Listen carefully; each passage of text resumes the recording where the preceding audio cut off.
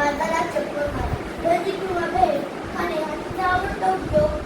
एका रविवारी आजीच फिरत फिरत शिवानी बाजारातल्या मिठाईच्या दुकानापाशी आली.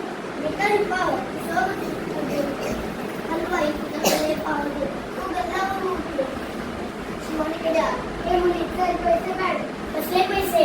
मगापासून माझ्या मिठाईचा वास घेतेस त्याचे पैसे. हो मिठाईचा वास तर येणारच ना, म्हणून काही वासाचे पैसे द्यायचे. पैसे दिलेच पाहिजे म्हणून हलवाई ओरडू लागला. हळूहळू वाघ्यांची गर्दी जमली.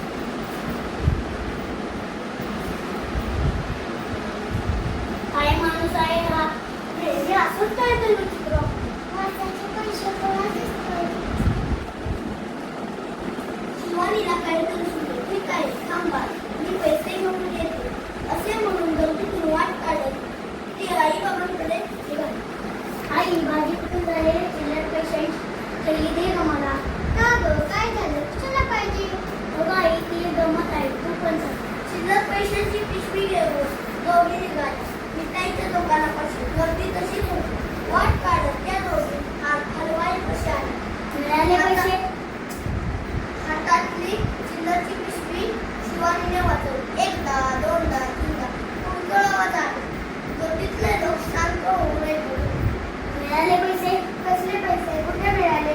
हो मी तुमच्याकडून मागितले मिठाईचा वास, मग त्याची किंमत काय असणार? पैशांचा बरोबर की नाही? बरोबर बरोबर बरोबर बरोबर. गर्दीतले लोक म्हणाले.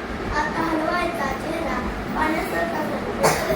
शिवानी मात्र एक पैशाची पिशवी घेऊन आईसोबत